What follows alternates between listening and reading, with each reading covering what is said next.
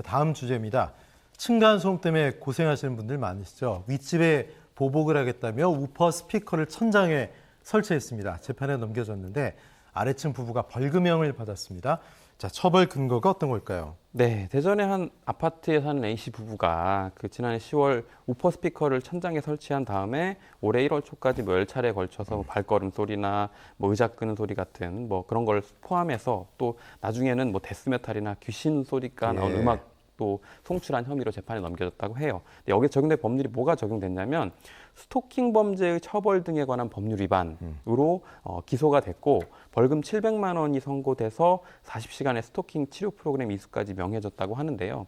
전에 이 주제를 한번 다뤘던 바가 있는데 전화 음성 얘기가 나왔던 적인데 여기에서는 정보통신망을 이용한 것인지 조금 의문이 있긴 하지만 여기에서 물건이나 음향을 상대방한테 도달하도록 하는 행위로 봐서 해당 사건에서는 스토킹의 범위를 좀 폭넓게 인정했던 걸로 보입니다. 그렇군요. 최근에 카타르 월드컵, 뭐 우리 16강 오랜만에 진출했잖아요. 이게 또 시간이 새벽 경기다 보니까 뭐 골 들어가면 아파트 전체가 난리가 납니다.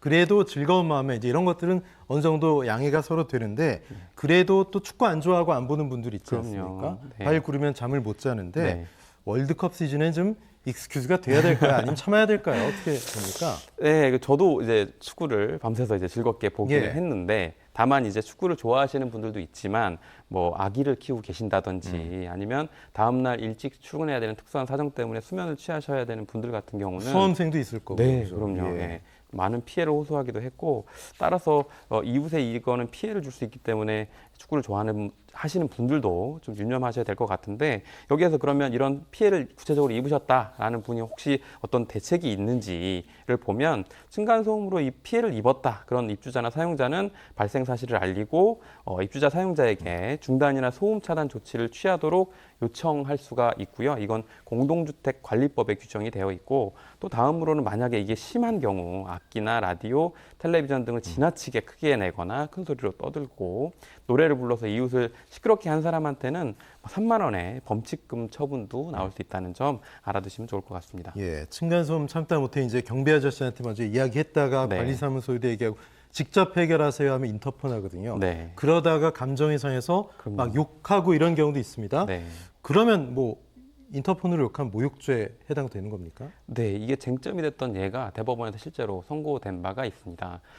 손님이나 가족이 듣는 가운데 아파트 인터폰으로 욕설을 한 경우는 모욕죄에 해당한다는 대법원 판례가 있었습니다. 네, 여기에서는 아파트 위층에 사는 사람한테 너무 시끄럽다라고 해서 전화를 걸어서 욕설을 했는데 여기에는 뭐 피해자의 자녀 교육이라든지 뭐 인성을 비하하는 내용까지 포함되어 있었고 이게 그러면 인터폰으로 얘기한 게 공연성이 인정될 것인가 혹은 이제 전파 가능성이 인정될 것인가가 문제가 됐고 대법원은 공동주택이 일반적인 주거 형태로 자리 잡은 사회에서 뭐 층간소음으로 인한 갈등과 분쟁이 사회 일반 관심거리가 된 상황이라면 층간소음 행위자의 인성이나 뭐 자녀 교육까지 연결짓는 자극적인 발언은 사람들 사이에서 충분히 얘기될 수 있는 부분에 해당하고 전파 가능성을 인정할 수 있다는 이유로 모욕죄 유죄를 인정한 바가 있습니다. 예, 층간소음에 항의하려면 시끄럽다는 거 알려야 되는데 어떤 건 용인이 되고 어떤 건 하면 안 되고 그런 것도 있잖아요. 좀 소개해 주십시오.